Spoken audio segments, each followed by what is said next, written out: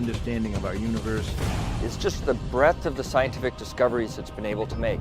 Everything from the age of the universe, proving the existence of black holes, to discovering brand new things, like the universe is accelerating due to mysterious dark energy. Hubble has consistently taken us to places we've never been, visually, of course, and empowered us to answer questions that in a previous generation of telescopes we couldn't even pose. So I think what excites me is that it shows us the wonder of the universe, places we can't get to right now. From comets and asteroids to some of the most distant galaxies yet discovered, Hubble continues to revolutionize astronomy in our solar system and beyond. Hubble has changed the way we view our universe and ourselves. We're on a never-ending journey, and the Hubble Space Telescope celebrates its quarter century of exploration.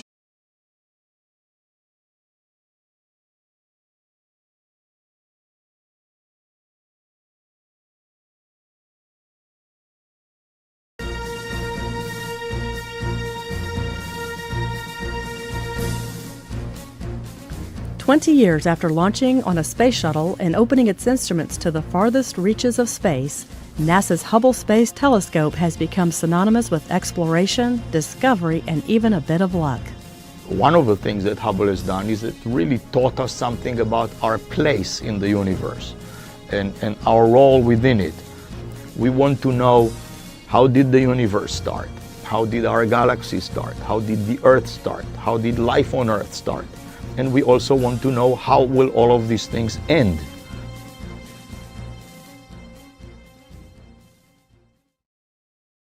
When the telescope arrived, there was a lot of anticipation because there was so much extraordinary effort required at KSC in order to assure that the telescope was going to be able to maintain in the kind of environment that it had to be. And that meant a cleanliness standard that was extremely pristine, far beyond anything that we had ever launched before.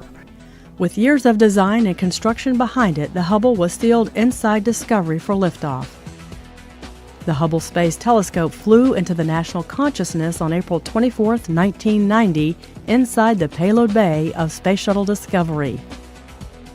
The launching of the telescope itself was a huge deal because the Hubble Space Telescope was long awaited, and it was supposed to be launched in the year that the Challenger accident happened.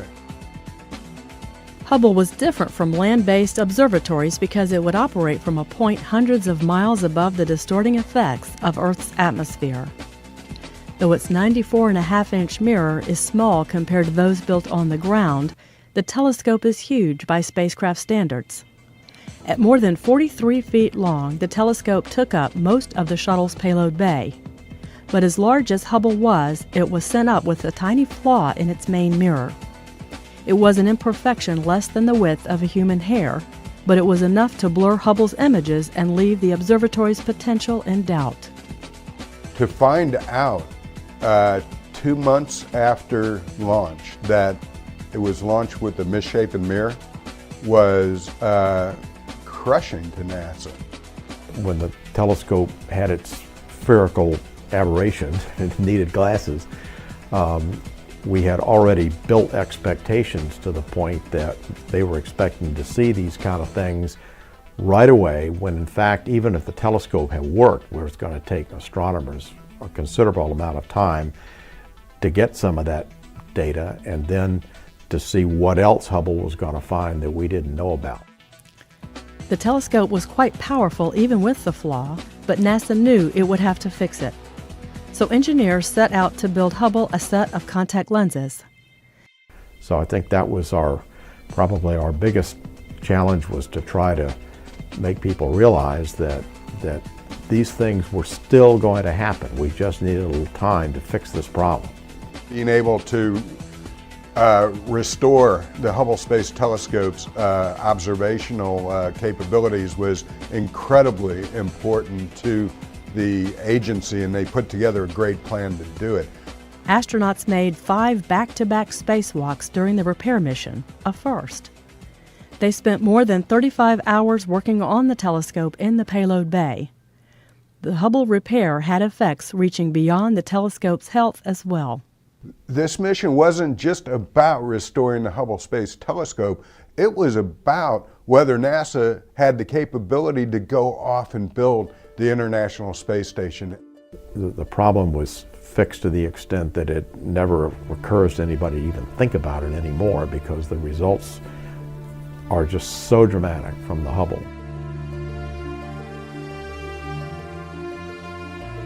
The first images from the telescope proved the servicing achieved its goal. The Space Telescope was free to look into the farthest distances ever seen, nearly as far back as the beginning of the universe.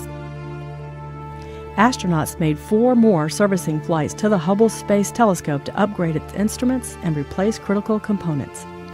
We did it in a way that we knew it was the last time we were ever going to visit the telescope, and we had to do everything to it that we wanted to do if we wanted it to last a lot longer. So that made it more complex. And when the mission was over, the feeling was we'd done it. They had seen different worlds for the very first time through the eyes of the Hubble Space Telescope, and it's really expanded the general public's view of the universe, how the universe began, what the ultimate fate of the universe is going to be. It has ignited, it just has ignited the imagination of the collective American public. The Space Telescope repaid each mission with more incredible views of space that all could see and appreciate. Hubble observations astounded researchers by showing the universe was not only expanding, it was speeding up. Imagine your amazement if, when I throw these keys up, you would suddenly see these keys accelerating towards the ceiling. This is what we discovered. This was extraordinarily surprising, and it led to this notion of dark energy that is pushing on the universe to accelerate. Once we began to get things back from Hubble, the scientists were beginning to see physical processes going on that they didn't really understand and hadn't been able to see before. 20 years after opening a new eye on the universe, Hubble continues to dazzle by reaching farther back in time and space. The light that we're just now receiving from some of these galaxies and different objects show younger and younger galaxies and stars, the light for which, when they left that galaxy, the Earth hadn't even been formed yet. That's how far back in time Hubble is seeing. We're talking about questions that a few tens of years ago we didn't even know to ask. The whole thing is a very storied program from the very first launch until the last servicing mission. There are more questions for astronomers to answer, and Hubble will remain in orbit to answer them for years to come.